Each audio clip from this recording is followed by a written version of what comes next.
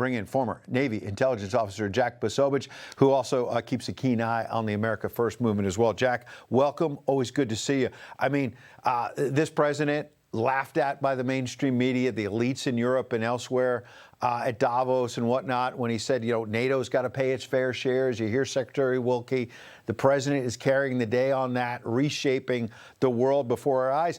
And Jack, people are doing the Trump dance in Tehran. They're doing Iranian Americans doing the Trump dance in Los Angeles. What's going on?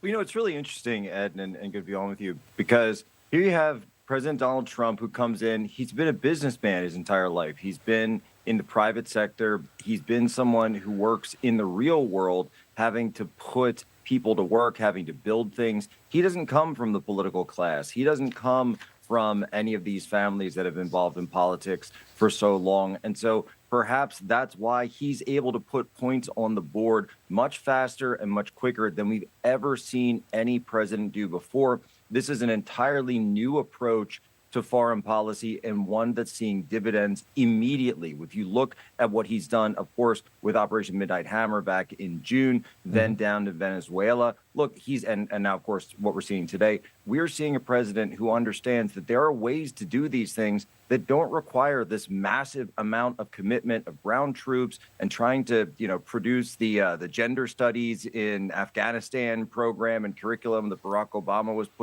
pushing, as well as, by the way, sending the hundreds and millions and pallets of cash and billions of dollars to Iran in the first place. There always has been another way, and President Trump has been the one to find it. Yeah, and to your point about ground troops, Afghanistan, Iraq, tens of thousands of boots on the ground.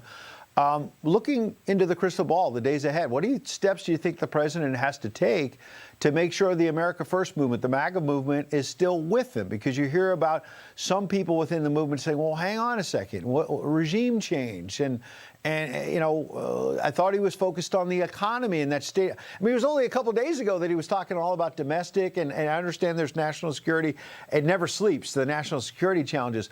But what would you say to some watching tonight in the America First movement saying, I thought he wasn't for regime change? How do you kind of square that?